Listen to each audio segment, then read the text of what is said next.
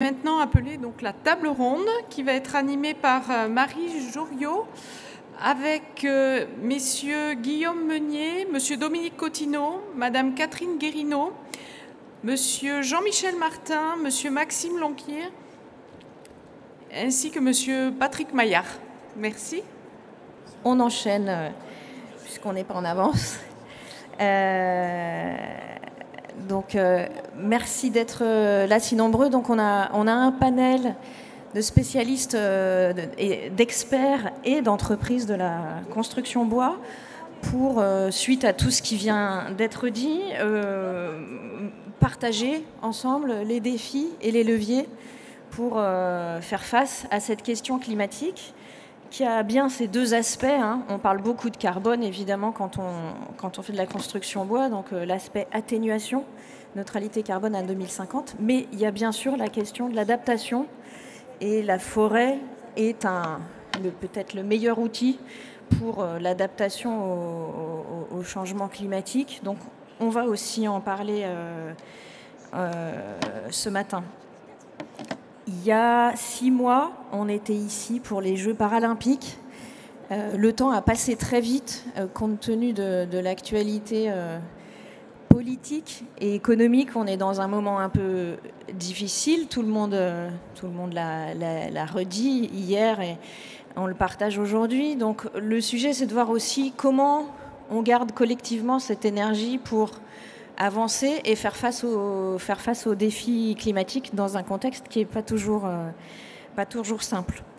Donc on a un temps un peu court, on va quand même essayer d'échanger. On va commencer peut-être par parler de ce sujet d'adaptation, moi je dis toujours dans mes interventions qu'on n'en parle pas assez. Et pour ça, on a Antoine Denoy, qui est directeur général et fondateur d'AXA Climate, qui va nous en dire 2 mots, et puis on verra comment la filière répond à ça aussi. Il y a des micros. Ouais, ok, ça marche. Bon, top. Merci beaucoup de m'avoir invité. Donc moi, je vais faire très très court. Donc je m'appelle Antoine. J'ai lancé un étrange animal de l'écosystème d'assurance qui s'appelle AXA Climate, en marge de l'empire AXA. Donc je suis pas un assureur du tout de construction. Donc ne me posez pas des questions à cet endroit. Nous, notre métier, on est 250 maintenant. Donc on s'est lancé il y a 6 ans. C'est de faire de l'adaptation jour et nuit. Alors c'est quoi l'adaptation? L'adaptation, de manière assez simple, c'est cette idée que le changement climatique, malheureusement, est déjà sur nos territoires et se caractérise déjà par des risques. Et donc notre valeur, c'est de prendre des cartes et d'expliquer et de montrer aux grandes entreprises la sauce à laquelle elles vont être mangées en 2030, en 2050 sur ces risques climatiques. Alors ces risques, vous les connaissez, je ne vais pas m'y attarder, c'est les éboulements en montagne, c'est le trait de côte sur notre littoral, c'est malheureusement beaucoup de sécheresse, notamment sur le bassin méditerranéen. Vous les connaissez ces risques, je ne vais pas m'y attarder. Les 3 petites questions que j'avais envie de vous poser, liées à cet apprentissage qu'on a fait, nous, chez AXA Climate depuis 6 ans, sur le sujet de l'adaptation, c'est 3 questions très simples, mais qui peuvent être utiles. Et on voit que ces questions, les acteurs économiques sur le territoire, notamment dans les projets de construction, se les posent trop rarement. La première, elle est simple, c'est quel sera le climat à 2030 sur le territoire dans lequel vous construisez? Alors ça vous paraît très trivial, mais le risque climatique est éminemment local. C'est ça qui le rend aussi difficile à modéliser. Moi, j'ai beaucoup travaillé sur les inondations, notamment dans le Nord-Pas-de-Calais, vers Montreuil-sur-Mer. À un numéro de rue près, vous êtes inondé, vous n'êtes pas inondé. Je ne rentrerai pas dans les détails de la sécheresse, mais le risque climatique se joue à quelques mètres près et dépend d'énormément de facteurs, la géologie, l'hydrologie, le sociotechnique et l'histoire du lieu. Et donc, il y a encore trop peu d'acteurs économiques, et je parle aussi de la construction. J'appelle ça la pyramide de Ponzi de l'information climatique. Il y a beaucoup de construction, mais souvent le promoteur dit savoir, on va dire, le risque d'inondation à 2030-2050, c'est au constructeur de s'en occuper. Le constructeur de dire, c'est au cahier des charges du client de le traiter. Et donc la première question que j'ai pour vous, elle est assez simple, c'est de construire en conscience quant au risque climatique à venir sur les territoires sur lesquels vous construisez. Le risque étant éminemment local, il faut vous en préoccuper. Il n'y a pas d'excuse parce que les modèles existent et malheureusement nos scientifiques depuis des décennies malheureusement ne se trompent pas. Au contraire, ça s'aggrave sur la réalité climatique à venir. La seconde question que j'ai pour vous, c'est, et je me la pose aussi, c'est est-ce qu'on est en train de déplacer le problème? C'est probablement nous ce qui nous inquiète le plus en tant qu'assureur, c'est des gens qui disent j'ai compris le problème et je l'ai résolu, notamment sur le carbone. Il y a de grandes chances que ces dirigeants, quand ils le disent, déplacent le problème sur 2 dimensions, la biodiversité, le sol, le social. L'exemple classique d'un déplacement de problème, c'est la climatisation. J'ai encore beaucoup de clients de centres commerciaux qui me disent t'inquiète pas Antoine, les températures augmentent, mais on a de la clim. Évidemment, vous l'avez à l'esprit, la clim c'est sympa pour le frais. Par contre, on envoie l'air chaud aux voisins, pas très sympa. Et puis ça demande de l'énergie, donc ça aggrave le problème d'origine des températures. Des déplacements de problème, il y en a partout. Il y a encore, on accompagne des industriels qui disent je vais mettre ma digue, je vais mettre une digue contre les inondations en face de mon usine. Et donc il faut rendre manifeste le fait qu'en mettant ça, eh bien, en fait, il y aura de l'écoulement, parce que l'inondation est là, sur les particuliers aux alentours.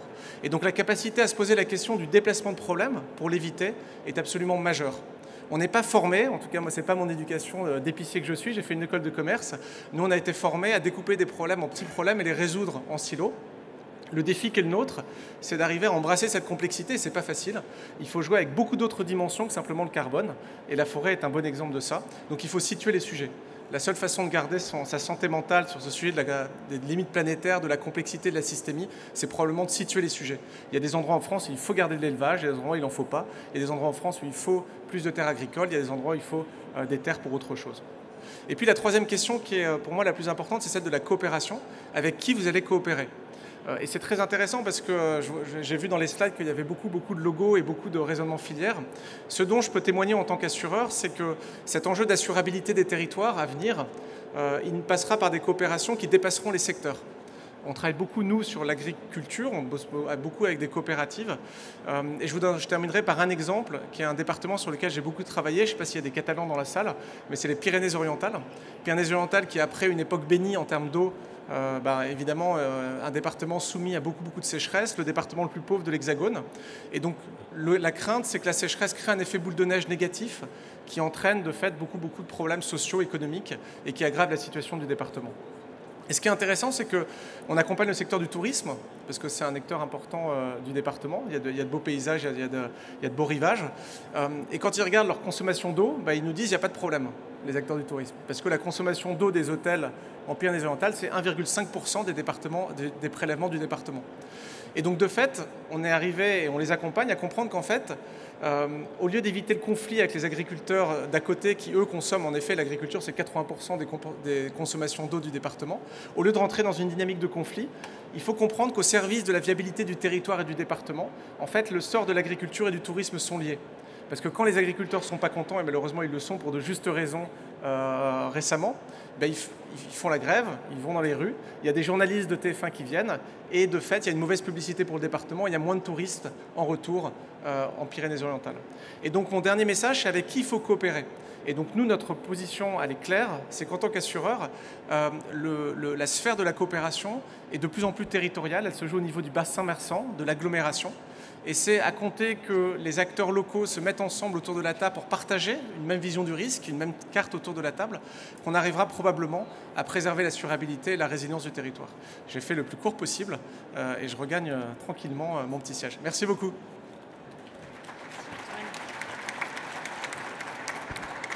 Merci Antoine. Alors, je vais peut-être donner la parole à un maître d'ouvrage, à Maxime Lanctuy, qui est directeur du général adjoint de développement chez Pitch Woodéum.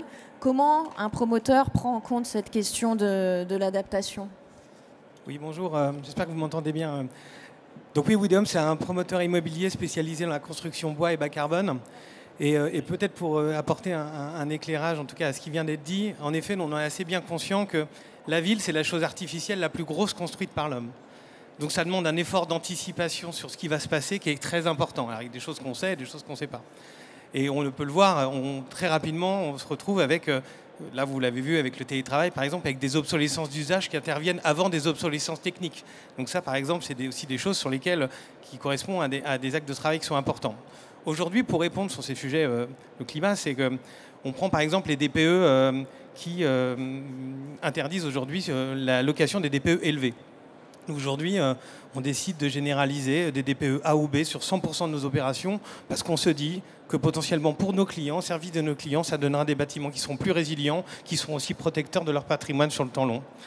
Et après, je reprends aussi votre point, et très rapidement, sur l'effort d'anticipation dans un monde qui va changer beaucoup et qui nous oblige à regarder la ville en dynamique, c'est comment on va s'adapter à une France qui va se réchauffer. Et c'est une problématique des collectivités aujourd'hui qui est un de nos interlocuteurs principaux, c'est de dire quelles seront les conditions de confort dans une ville qui va se réchauffer. Aujourd'hui, une France plus 4 degrés, c'est 5,7 fois plus d'heures à plus de 30 degrés. Donc si on a eu chaud un été, on se dit qu'avec une France plus 4 degrés, on aura très chaud.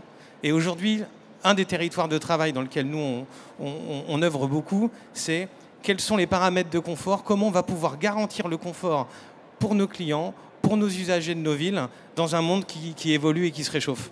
Voilà, j'espère avoir apporté quelques petits éléments. Merci, Maxime.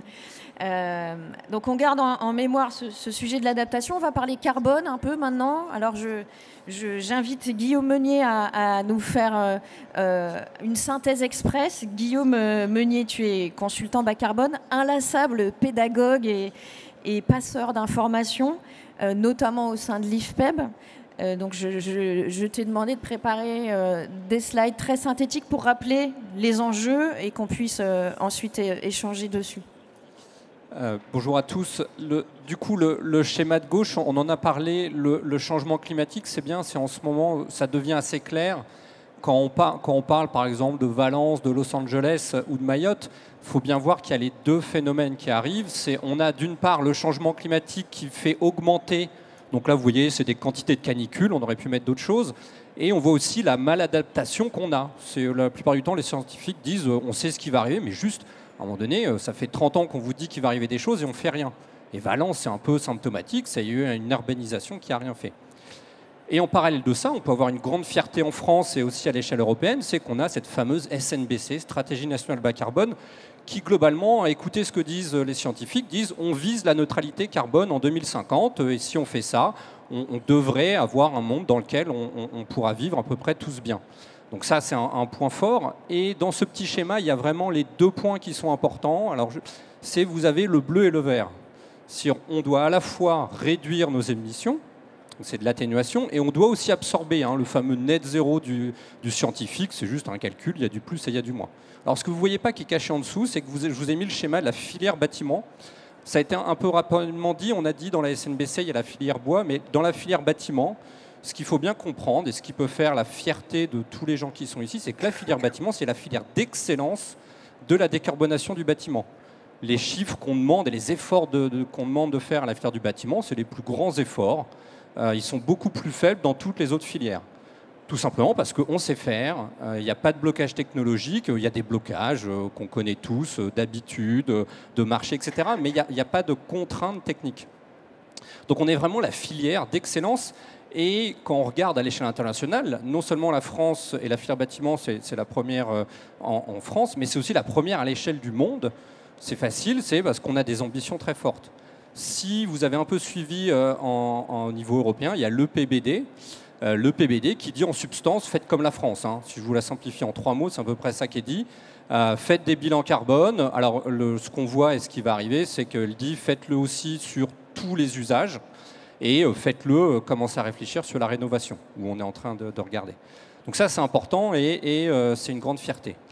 Et une fois qu'on a dit ça, j'aime bien ce schéma-là. Alors, encore une fois, c'est un peu caché avec les quatre grands leviers, c'est avoir une méthode, l'usage, consommer moins, consommer mieux. Avoir la méthode, ce qui est génial, c'est qu'on l'a. Je dis souvent, la RE 2020, c'est une réglementation, et pour moi, c'est presque la réglementation qui permet d'intégrer la stratégie nationale bas carbone, et qui, de fait, permet d'intégrer les recommandations de ce que disent le GIEC. Donc la RE 2020 n'est que l'application réglementaire de la SNBC, avec, vous avez en tête, les indicateurs. Tous les 3 ans, on a eu le premier palier qui a baissé aujourd'hui. Et cette RE 2020, qui s'applique au neuf, on peut faire très rapidement ce pas de côté et se dire bon, je fais la même chose sur la rénovation. C'est pas très compliqué, on est en train d'y réfléchir parce qu'il faut garder en tête qu'on a cet enjeu, ce double enjeu majeur, rénovation neuf. Et pour moi, le neuf, c'est un peu comment on va traiter la rénovation. C'est un peu le pouillème des travaux qu'on doit mener, de se dire qu'est-ce qu'on sait faire sur le neuf, parce que dans l'absolu, c'est plus facile. Et ensuite, on l'applique à la rénovation et on massifie la rénovation. Et dans le schéma d'avant, ce qu'il faut bien comprendre, c'est que ça a été expliqué tout à l'heure, il y a l'effet de substitution du bois sur la courbe bleue, mais le bois, c'est aussi la courbe verte, si on doit séquestrer massivement. Et c'est un peu ça la réflexion qu'on doit avoir, c'est comment j'ai ma méthode, elle existe, c'est facile, on a aussi parlé du label BBCA. Intensifier l'usage, c'est vraiment en amont, c'est la programmation, et ensuite on a consommé moins et consommé mieux. Et c'est là nos deux enjeux, c'est des enjeux assez faciles qu'on sait calculer. Alors effectivement, peut y avoir des effets parfois un peu induits à trop parler du carbone. Moi j'ai un point de vue très simple, déjà traitons bien le carbone, et quand on traite le carbone, on traite 80% des sujets liés au changement climatique. Il peut y avoir quelques effets pervers, mais c'est plutôt des sujets en dehors du bâtiment. Si on bosse bien sur le bâtiment, on y arrive. Et donc, c'est bien ça nos enjeux, c'est on essaye de consommer moins. Et quand je dis consommer moins, je ne suis pas en train de dire il faut arrêter de construire. C'est dans un bâtiment, on peut réfléchir de manière assez saine de la quantité de mètres carrés qu'on construit, où est-ce qu'on les construit, quels sont les besoins, est-ce qu'on est juste aux besoins, est-ce qu'on s'adapte bien, est-ce que peut-être, de même, ça pourrait être un peu plus grand pour des questions de changement climatique, mais il faut qu'on se pose la question. Et le consommer mieux, c'est plutôt que de construire comme on l'a fait ces 100 dernières années. Est-ce que je suis plus intelligent? Et on arrive à tous les sujets qu'on connaît tous, la construction bois, la construction mixte en réalité, et tous ces sujets-là. Et donc, ce qu'on voit, c'est que c'est pas si compliqué de faire ça, mais on sent que c'est des habitudes. Ça fait des dizaines et des dizaines d'années qu'on construit. Quand on voit les pourcentages qui ont été montrés sur la construction bois, on sent bien qu'il faut qu'on change notre manière de faire. Mais on n'a pas de grand levier, hormis effectivement, après, on arrive vite sur les coûts de construction. J'ai fait court. Hein. Merci beaucoup, Guillaume. La question, c'est le passage à l'échelle. Paul Jarquin en parlait tout à l'heure. On a eu le tremplin des JO. On parlait des JO comme un tremplin pour la construction bois. Comment on continue la dynamique?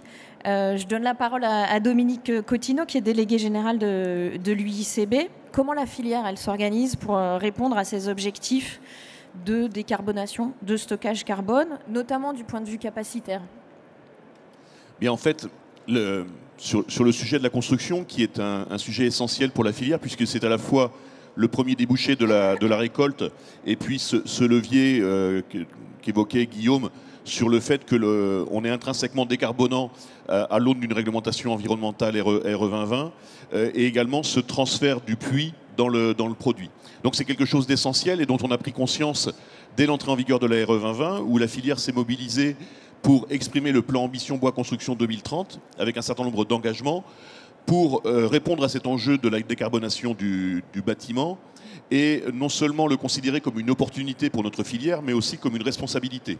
Et donc tout cela s'est traduit par des engagements en termes de formation, en termes d'expansion de l'outil industriel, et ça se traduit par 2,5 milliards d'investissements supplémentaires sur un trend de 4 milliards entre 2021 et 2024. Tout cela, bien entendu, accompagné par l'État, et tout à l'heure, Jérôme en parlait largement sur l'opération pilotée par l'ADEME sur les différents appels à projets. Donc la filière est au rendez-vous par ces engagements qu'elle a pris, et puis en se dotant également d'un certain nombre d'outils pour pouvoir crédibiliser tout cela. L'une des traductions de cela, c'est l'étude de bouclage offre-demande de l'étude Carbone 4 qui a été publiée en 2023-2024, et l'outil qui va également continuer à mouliner pour démontrer que nous serons au rendez-vous et qu'on a un rôle essentiel dans cette décarbonation de la société et l'atteinte des objectifs 2050. Merci beaucoup, Dominique. Donc il y a l'industrialisation, il y a la montée en compétences de tous les acteurs. C'est évidemment toute la chaîne des acteurs de la construction, et donc en particulier les entreprises. Catherine Guergnoux, vous êtes présidente de la commission transition écologique et RSE de la Fédération française du bâtiment. Comment vous exprimez les grands axes pour accompagner la décarbonation dans les métiers du bâtiment et les clés de réussite? Merci Marie, bonjour à toutes et à tous. Alors nous, bien entendu, au niveau de la Fédération française du bâtiment, notre rôle est à la fois d'être présent et acteur sur typiquement la SNBC 3. On a participé activement avec les équipes pour justement contribuer à cette feuille de route. Nous avions travaillé aussi sur le PNAC, hein, bien entendu, donc tout ce qui a été présenté initialement. Et à la fois, eh bien, on doit aussi s'adapter, adapter nos unions de métiers, parce que la fédération compte un bon nombre d'unions de métiers, et accompagner en fait chacun d'eux, à la fois sur justement cette transformation au niveau des matériaux, mais aussi sur le mode constructif, l'adaptation aussi de la formation, vous en parliez à l'instant, c'est très important, et également nous avons beaucoup travaillé ces derniers temps sur le réemploi. Le réemploi est quelque chose aussi essentiel dans la filière. Et donc, notre rôle est vraiment d'accompagner, d'écouter aussi les besoins, et donc de prendre cette hauteur. Et je rejoins tout à fait Antoine tout à l'heure sur sa présentation, où en fait, 2030, c'est demain. Mais en même temps, les entreprises, on a besoin aussi de temps. Certes, les matériaux sont là, mais on a besoin de temps pour se former, on a besoin de temps pour se transformer. Et on s'aperçoit qu'on a une urgence climatique et en même temps, on a aussi besoin de temps. Et donc, c'est tout cet équilibre que l'on doit avoir. Et notre rôle en tant que fédération, c'est d'accompagner justement dans cet équilibre. Guillaume a parlé... vous avez parlé du neuf. Il y a aussi la rénovation. Vous l'avez dit qu'on pouvait décaler ce qu'on engageait sur la RT 2020 en rénovation. Oui, c'est possible, mais pas que, pas toujours. Et en fait, on est face aussi à un obstacle qui est, pour moi, je trouve essentiel, c'est qu'on a du mal à massifier. La rénovation aujourd'hui, on sait la faire, mais la rénovation ne se lance pas tant que ça, pas si rapidement que ça. Parce que derrière, c'est des enjeux, mais des enjeux financiers. Et c'est quand même très complexe. Et c'est là où, en fait, je trouve qu'on a une difficulté, surtout aujourd'hui par rapport justement à cet environnement économique aussi dans lequel on se trouve. Et je crois qu'il ne faut pas simplement se dire « super, on est les meilleurs, on sait faire ». Oui, on sait faire, mais derrière, on a quand même aussi des gros points de blocage. Et même si généralement c'est vrai que dans les tables rondes on aime bien mettre en avant là où on est bon, mais il faut aussi savoir parler de ce qui ne fonctionne pas. Et aujourd'hui c'est vraiment un grand regret que cette massification ne se fasse pas. Il est certain qu'on a tous envie de faire de la rénovation globale, mais il y a des problèmes financiers, c'est coûteux. Vous pouvez même rajouter des éléments à MaPrimeRénov'. Cependant, des gens qui veulent rénover aujourd'hui, c'est un coût qui est quand même très important. Voilà, donc on est dynamique, on accompagne, on est présent, on se transforme. C'est un coût, la transformation a un coût, c'est long. Et en même temps, on a quand même une demande qui n'est pas présente, qui aujourd'hui n'est pas assez, au niveau du volume, qui n'est pas assez, pour ma part, importante. Voilà. Tout à fait. Merci Catherine. Oui, le passage à l'échelle sur la rénovation, on est bien conscient qu'entre le million de logements à rénover par an qui est affiché depuis des années et le petit 100 000 qu'on arrive péniblement à faire, il y a un petit écart, ça c'est clair. Il y a des sujets de formation, il y a des sujets de financement. Alors après, on peut peut-être se dire aussi que la crise qu'on traverse n'est pas une crise et que c'est une manifestation peut-être de ce changement de paradigme, mais bon, l'avenir nous le dira. En fait, quand on est dedans, c'est difficile d'y voir clair. Donc, je suis bien d'accord avec vous. Comment on reste mobilisé et donc on dit les choses positives, mais comment on regarde aussi le chemin qui reste à parcourir. Alors concrètement, ici, dans ce forum Bois Construction, pour les métiers du bois, donc je m'adresse à Patrick Maillard, qui est président de l'Union des métiers du bois à la FFB. Quels défis spécifiques sur ces différents aspects ? Alors, moi, j'avais plutôt l'intention d'intervenir sur les problématiques bonjour à tous, avant. Sur les différents aspects problématiques des entreprises et des métiers, notamment sur l'adaptabilité au niveau des normes et des réglementations. Mais au vu de ce que je viens d'entendre, de l'intervention qu'on a tous découvert en même temps de Valérie Létard et l'intervention que devra faire Jean-Michel Servan sur la réglementation incendie du 25 juin 80, je ne vais pas aller sur ce terrain-là parce qu'ils sauront le faire beaucoup mieux que moi. Donc moi, je vais plutôt vous parler de cette capacité qu'ont aujourd'hui quand même nos entreprises, et on n'en doute plus sur cette possibilité de produire, la capacité de nos bureaux d'études. Dire également que si aujourd'hui on a réalisé ce beau projet de Notre-Dame, c'est bien parce qu'il y avait des capacités et des connaissances et un savoir-faire dans nos entreprises de la filière bois. J'aurais voulu surtout dire aussi que aujourd'hui, la problématique que l'on rencontre régulièrement dans nos entreprises, c'est la surréglementation, c'est la surnormalisation, c'est ce qui change en permanence, où on aime bien nous s'adapter à tout ce qui est technique, à tout ce qui est management dans nos entreprises, à tout ce qui est développement.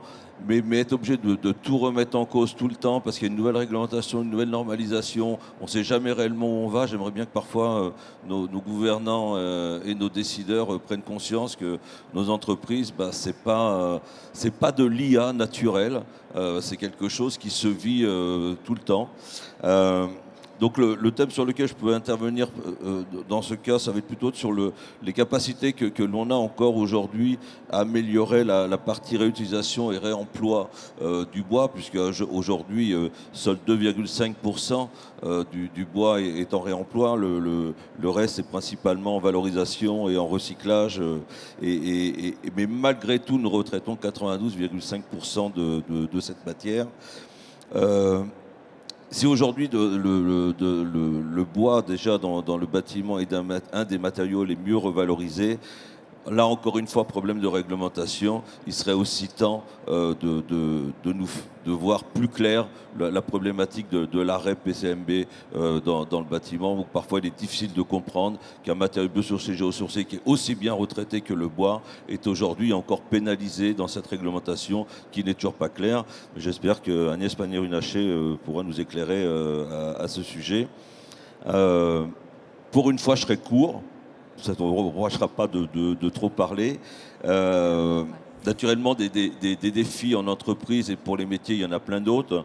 On aurait pu parler aussi de la formation des compétences, mais aussi rapprocher les citoyens du bois et promouvoir nos usages, qui reste aujourd'hui un défi encore important de compréhension des citoyens. Il y a aussi peut-être un autre sujet sur lequel on pourra parler peut-être dans 1 an ou 2 ans au forum de la construction. Ce sera l'IA dans les entreprises, le développement de l'IA. J'ai parlé pendant 8 ans de la transition du numérique, du BIM et de plein d'autres choses, mais je pense que d'ici 1 an ou 2, on pourra parler de façon encore plus intéressante de l'IA. Voilà, merci. Merci beaucoup, Patrick. Un peu de stabilité dans ce monde compliqué, oui, ça ferait du bien sans doute. Maxime Lanctuy, donc en tant que promoteur engagé dans la construction bas carbone, comment vous arrivez à vous projeter dans le contexte de ralentissement de la construction et à continuer à porter les ambitions? Merci. En effet, la promotion immobilière et le marché de l'immobilier, il est dans un contexte particulier. Et on a aussi tendance peut-être à se dire que c'est quand le marché ralentit un tout petit peu qu'on se remet un petit peu en question. On se rapproche de nos parties prenantes prioritaires, les collectivités, les clients. Et là, on se rend compte aussi parfois que quand le marché va très bien, ça gomme des imprécisions, ça gomme peut-être des choses qu'on ne fait pas parfaitement. Mais comme le marché est porteur, on ne se remet pas en question, ça va très bien. Des appartements qui sont parfois pas hyper bien conçus et qui, quand ils sont financés avec des taux à 1%, les taux d'hier, ils se vendent quand même. Ça, aujourd'hui, ça passe plus. Et donc, c'est ces moments-là qui, justement, nous obligent et nous challengent sur ce qu'on fait. Et donc, nous, on se rapproche de ce que veulent nos Nous, notre métier, c'est de mettre en correspondance des politiques publiques, des volontés des collectivités, des maires, et des attentes des clients qui, pour certains, ont perdu entre 25 et 30% de pouvoir d'achat. Donc ça veut dire qu'aujourd'hui, quand ils achètent ils n'ont plus les moyens de financer un mètre carré qui ne sera pas utilisé. Donc le travail sur la maximisation d'usage, le travail sur l'identification de tous ces points de stress qui les freinent dans l'accès à la propriété, c'est prioritaire pour nous. Voilà, donc ça devient un marché très exigeant. Pour en revenir sur l'argument et sur le bois et sur le bas carbone, en effet, cette RE, elle est là. Elle est, parfois décriée, parfois saluée par certains. Cette réglementation, elle, en 10 ans, vient remplacer 50 ans de réglementation thermique où on nous avait demandé à l'époque que de contrôler, réduire les consommations énergétiques à l'intérieur des logements. Et là, pour la première fois, on va devoir compter finement le carbone et, réduire l'impact construction de ce qu'on fait sur une durée de vie de 50 ans. Et mécaniquement, ça nous emmène vers de la construction bois, vers des matériaux stockeurs, vers de la construction hors site. Et quand on tire le fil de ce type de construction-là, on y voit tout un tas d'atouts. Nous, chez Woodeum, on a 100% de nos opérations, on conçoit, on pense, on développe des opérations qui sont compatibles RE28, compatibles RE31. On a livré des opérations en logement RE31 avec des clients qui sont très satisfaits. Donc ça montre que c'est possible et que l'enjeu d'aujourd'hui, il est de passer à la massification. Et c'est vrai que ce qu'on a entendu, en particulier sur la stabilité de la réglementation pompier, va nous y aider, en tout cas, pour pouvoir dérisquer au maximum nos opérations. En tout cas, pour le sujet du carbone, ça donne aussi tout un tas de nouveaux arguments intéressants à présenter à nos parties prenantes. Justifier du neuf aujourd'hui est plus difficile aujourd'hui qu'hier, pour plein de raisons. Donner des avantages sur les qualités de chantier, sur la diversité architecturale, sur les conditions de travail de nos compagnons, sur des nuisances qui sont considérablement affaiblies, sont autant d'arguments qu'une collectivité peut reprendre à son compte pour pouvoir, entre guillemets, présenter un projet et le faire valider par le plus grand nombre, et en particulier par les riverains. Et après, c'est aussi une opportunité de pouvoir reconstruire de l'immobilier un peu différent, c'est-à-dire peut-être reconstruire la ville sur la ville, le hors-site, le bois, structure, c'est 5 fois plus léger, ça nous permet des surélévations, ça nous permet des choses qu'on n'aurait pas naturellement pensé avec de la conduction traditionnelle. Et ce territoire d'opportunité, il est très important pour nous, très important pour demain. Et c'est dans ce cadre-là que nous, Woodeum, en tout cas, on s'y engage, et que je pense la profession également. Donc aujourd'hui, le métier de promoteur, c'est un beau métier qui travaille beaucoup sur s'améliorer sociétalement et environnementalement. C'est un métier plus technique, ça demande de mettre en correspondance l'usage, la technique, le financement, beaucoup de parties prenantes. Mais en tout cas, voilà, c'est l'axe de travail dans lequel nous on s'inscrit et on prend en tout cas cette crise, on essaie d'en faire une opportunité pour nous. Voilà. Merci Maxime. On est bientôt au bout de cette table ronde. Donc on a parlé de massification, mais on voit aussi que tout ça est une affaire de sur-mesure finalement. Donc on va revenir au territoire avec la CAPEB. Jean-Michel Martin, vous êtes représentant des métiers du bois à la CAPEB. On a vu avec Antoine qu'il fallait quand même situer les sujets, que chaque territoire était confronté à des défis différents dans ce cadre global auquel on est confronté de réchauffement climatique et d'effondrement de la biodiversité, etc. Comment les artisans du bois rentrent dans la SNBC et comment c'est un moteur pour les territoires ? Oui, bonjour à toutes et à tous. Donc en effet, l'artisanat existe depuis très longtemps. Depuis très longtemps, l'artisanat, c'est eux qui ont construit tous les bâtiments qu'on voit aujourd'hui partout. Mais ils l'ont fait de façon locale. Ils ont pris les matériaux sur place, souvent, et ils les ont transformés et les ont montés aussitôt. Et ça, c'est la façon de décarbonation qui est la plus, je dirais, la plus simple et la plus logique. Donc, avant de commencer à dire qu'il faut décarboner, il faut d'abord commencer à dire moins carboné ou peu carboné. C'est comme l'énergie. L'énergie aussi, c'est un point qui est important. Et ça sera un point important de l'avenir. Donc l'énergie qu'on ne consomme pas, c'est bien celle qui est la plus utile, enfin je veux dire qui coûte la moins cher, quoi. Et là, dans la carbonation, le fait de l'artisanat, on a tout ce circuit court sur lequel on peut ne pas carboner et qui est un atout. L'artisanat représente quand même aujourd'hui au moins 50% de l'activité et puis 95% des entreprises du bâtiment. Donc c'est bien l'artisanat qui fait quand même une grande partie de ces produits. Et en plus, surtout, elle est sur tout le territoire. Donc elle a l'économie, elle participe à l'économie locale, elle participe à l'emploi local. Elle est constamment dans la transmission, dans la formation des jeunes. C'est l'artisanat qui forme le plus d'apprentis. Et puis dans le savoir-faire local. On sait très bien que les couvertures ne sont pas du tout les mêmes sur toute la France. Et donc, pour l'approche du bois, il y a aussi des spécificités. Et pour l'approche, je dirais aussi, des matériaux biosourcés aujourd'hui, l'artisanat lance assez couramment les matériaux biosourcés. C'est dans les petites entreprises aujourd'hui que les matériaux biosourcés ont été lancés. Tous les matériaux biosourcés qu'on utilise aujourd'hui, hein, qui sont l'isolation et tout ça, ça fait 25-30 ans que c'est les petites entreprises qui ont lancé ce démarrage. Ça ne peut pas se faire d'un seul coup par une industrie parce que le marché n'était pas là. Donc on a besoin de cet artisanat pour pouvoir aller dans ce bas carbone et puis cette transition écologique. C'est vraiment très important là-dessus.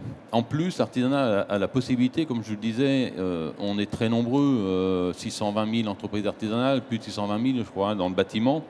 Et pour réaliser la massification qu'on a besoin pour aller plus vite, c'est beaucoup plus facile avec 620 000 entreprises d'embaucher une personne de plus, de la former dans son entreprise au fur et à mesure. Et donc on réalise tout de suite une massification importante. Ce qu'on appelle massification, parce que bon, c'est un mot. Et puis aussi l'artisanat, elle a un savoir-faire sur le réemploi. C'est-à-dire aujourd'hui, assez couramment, on récupère une poutre et puis on va la remettre. Quand on monte dans des combles, hein, parce que moi je suis charpentier, quand je monte dans des combles, eh bien, je vois souvent des bois qui ont déjà été remplayés une fois, voire 2 fois, parce qu'ils ont des mortaises à des endroits où que c'est pas logique, où il est placé aujourd'hui. C'est-à-dire avant il faisait partie d'une ferme, mais après il devient une panne ou inversement. Et là, on peut utiliser le bois, le réemploi assez facilement. Mais là, c'est un savoir-faire d'artisanat parce que c'est quand on voit une poutre, on dit celle-ci on peut la réutiliser, celle-ci on ne peut pas la réutiliser. Et puis, si par exemple on parle de la tuile, c'est en tapant sur la tuile avec l'oreille qu'a le professionnel qui va savoir si elle est bonne ou elle n'est pas bonne. Donc c'est plein de petites choses comme ça qui font que c'est dissimulé sur tout l'ensemble du territoire. On est là, on a une force vive, mais souvent on ne parle pas de nous parce que si ici dans le forum, c'est plutôt l'industrie qu'on parle et non pas l'artisanat. Et je trouve que c'est dommage parce qu'on a vraiment besoin de se sentir incorporé et on est là, on est une force vive pour cette décarbonation. Merci Jean-Michel, mais on vous invite à nouveau à aller parcourir les projets dans la galerie, puisque justement on voit qu'il y a des projets de toutes échelles et qui font appel à cette diversité de compétences qu'on a vues avec les acteurs de la table ronde. Donc allez voir la galerie. Merci à tous, il faut qu'on conclue pour terminer. Donc, merci à tous les intervenants. Merci à tous les intervenants de cette table ronde, nous pouvons les applaudir.